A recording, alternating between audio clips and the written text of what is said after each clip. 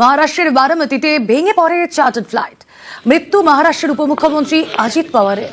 আজ একটা বিমান দুর্ঘটনায় মহারাষ্ট্রের ডেপুটি সিএম এবং এনসিপির যে এনডিএর সঙ্গে যুক্ত যে অংশ, সেই অংশের প্রধান নেতা অজিত পাওয়ার নিহত হয়েছেন।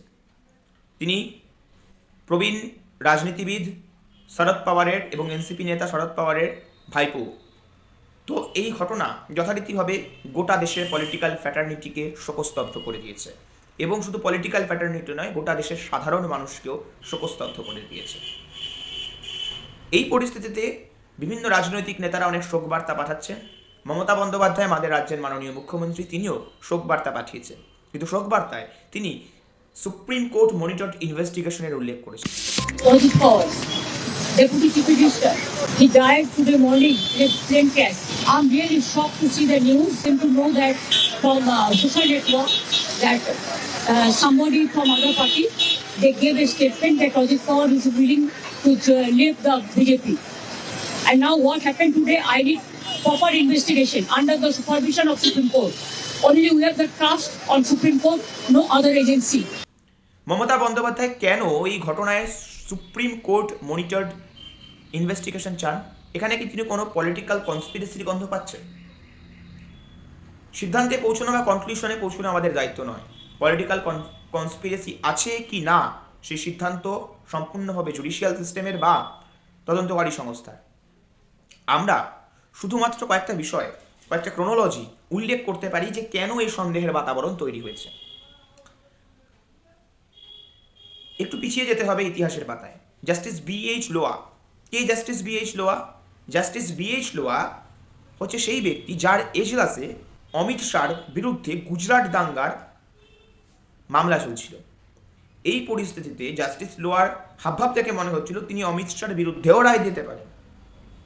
এমন সিচুয়েশনে জাস্টিস BH লোয়া নিহত হন। জাস্টিস BH লোয়া রহস্যজনক পরিস্থিতিতে মারা যান, যা সেই সময় একটা সন্দেহের বাতাবরণ কিন্তু তৈরি করেছিল। এরপর আসি আরেকটু পরের ঘটনা। আপনাদের মনে থাকবে আশা করি, জেনারেল বিপিন রাওয়াত, ভারতবর্ষের প্রথম চিফ অফ ডিফেন্স স্টাফ, ভারতীয় তিন সেনার প্রধান, তিনি চপার দুর্ঘটনায় মারা যান। কিন্তু বিষয়টা হচ্ছে, তার কয়েক বছর আগেই 2019 সালের 14ই ফেব্রুয়ারি ভারতবর্ষে পুলওয়ামা অ্যাটাক হয়েছিল। সেই পুলওয়ামা অ্যাটাক, যেই পুলওয়ামা অ্যাটাকের পর গোটা দেশের মানুষের মনে একটা প্রশ্ন ছিল যে কাশ্মীরের মতন সেন্সিটিভ জায়গায় 4000 টন RDS কোথা থেকে এলো, এবং এত বড় একটা প্ল্যানিং কি করে সাকসেসফুলি কন্ডাক্ট করলো টেরোরিস্টরা। সেখানে রাজ্যপাল সত্যপাল মালিকও বিভিন্ন প্রশ্ন তুলছিল। এই পরিস্থিতিতে তখনও 4000 টন RDS কোথা থেকে এলো তার উত্তর পাওয়া যায়নি। এই পরিস্থিতিতেই মারা যান জেনারেল বিপিন রাওয়াত। এরপর আমরা আরও একটা ঘটনার উল্লেখ করা দরকার। সেটা হচ্ছে গুজরাটের প্রাক্তন মুখ্যমন্ত্রী বিজয় রূপানি কয়েক মাস আগে হওয়া আহমেদাবাদের প্লেন ক্র্যাশে, যেখানে এয়ার ইন্ডিয়ার একটি প্লেন ভেঙে পড়ে এবং ইন্ডিয়ার এভিয়েশন হিস্ট্রির one of the biggest disaster ছিল সেটা। সেই ডিজাস্টারে গুজরাটের প্রাক্তন মুখ্যমন্ত্রী বিজয় রূপানি মারা যান।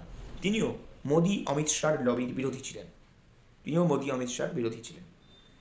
এখানে আমরা কোনো কিছু প্রমাণ বা কনক্লুশনে পৌঁছতে চাই না, কিন্তু কিছু ক্রোনোলজি, যে ক্রোনোলজিগুলো বোঝা অত্যন্ত গুরুত্বপূর্ণ, এবং একজন সচেতন নাগরিক হিসাবে এই প্রশ্নগুলো মনে আনা এবং এগুলোকে নিয়ে ভাবাটাও আমাদের কর্তব্য। তাই সেইটুকুই শুধু তুলে ধরছি। এই পরিস্থিতিতে শরদ পাওয়ারের ঘটনা কেন বিতর্কের আবহ তৈরি করেছে? কারণ এই পরিস্থিতিতে অজিত পাওয়ারের ঘটনা কেন বিতর্কের আবহ তৈরি করেছে?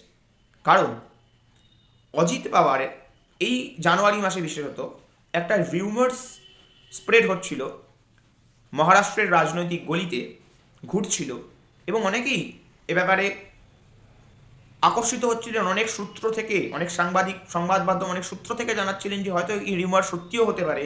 সেটা হচ্ছে অজিত পাওয়ার আবার নিজের পুরনো শিবিরে, অর্থাৎ আবার ইন্ডিয়া শিবিরে ফেরত আসতে চাইছিলেন। অজিত পাওয়ার আবার তার কাকা শরদ পাওয়ারের এনসিপির সঙ্গে মার্চ হতে চাইছিলেন, এই রিউমার শোনা যাচ্ছিল। আর এই রিউমার কতটা সত্যি তা তো এখন আর বলা সম্ভব নয়, কিন্তু কোথাও না কোথাও গিয়ে সন্দেহ আসছে যে এই রিউমারের পরে এই ঘটনা কেন ঘটলো। কোনো কনফিউশনে পৌঁছানো আমাদের দায়িত্ব নয়, কিন্তু যে সন্দেহ, যে প্রশ্ন, যে জায়গা ধোঁয়াশাগুলো উঠে আসছে, সে ধোঁয়াশাগুলো তুলে ধরাটা আমাদের কর্তব্য এবং সেগুলোকে নিয়ে ভাবাটাও প্রত্যেকটা দেশবাসীর মতন আমাদেরও দাবি, আমারও দাবি যে এর একটা স্বচ্ছ তদন্ত হোক, সুপ্রিম কোর্ট মনিটর্ড ইনভেস্টিগেশন হোক, সরকারের ইন্টারনাল কোনো এভিয়েশন মিনিস্ট্রির ইনভেস্টিগেশন নয়, সুপ্রিম কোর্ট মনিটর্ড ইনভেস্টিগেশন হোক, যাতে মানুষের বিচার ব্যবস্থা, সরকারের কাজকর্ম এবং পলিটিক্যাল সিস্টেমের প্রতি ভরসা অটুট থাকে।